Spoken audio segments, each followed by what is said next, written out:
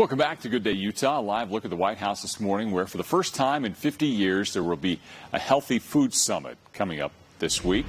The last time the White House hosted a major conference on nutrition and food, the nutrition label as we know it was born. This time the goal is addressing issues like food insecurity and costly health foods.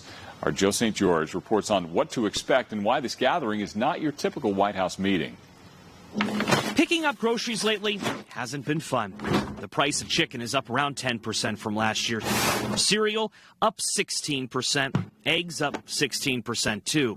Overall, if you bought $100 worth of groceries last year at this time, that same order today would cost $13 or so more. And while inflation is receiving a lot of attention, there is another food issue in our country that isn't dominating the headlines. For years, to save money, many Americans have been buying things like processed meats and cookies, foods that are cheaper than healthy fruits and vegetables. And that brings us here to the White House, where for the first time in 50 years, a major conference is taking place this week to address health, nutrition, and physical activity in our country. It's a very big deal. Like I said, it's the first time since 1969 that it's happened. Jason Wilson is with the Partnership for a Healthier America. He says the last time the White House did a conference like this, Nixon was president. Policies like SNAP and WIC, food assistance programs for lower-income Americans, as well as the National School Lunch Program, emerged from it. Nutrition labeling did too. Here in 2022, there is a lot to discuss, and the conference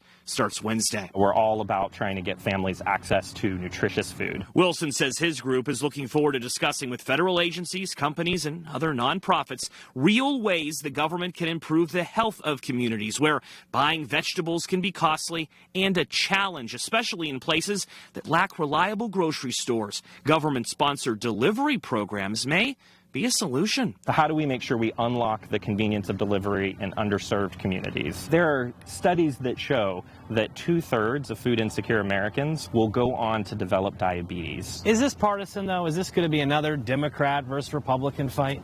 I don't believe so. Other issues on the table include tax incentives to encourage companies to advertise healthier food. Wilson would like to see the federal government actually define what healthy means. Right now, the definition varies from store to store. So this conference could change food labels. Yeah, absolutely. While the conference is only scheduled to last one day, Wilson says the ideas that come out of it will likely be brought forth as legislation in Congress in the years to come. In Washington, I'm Joe St. George.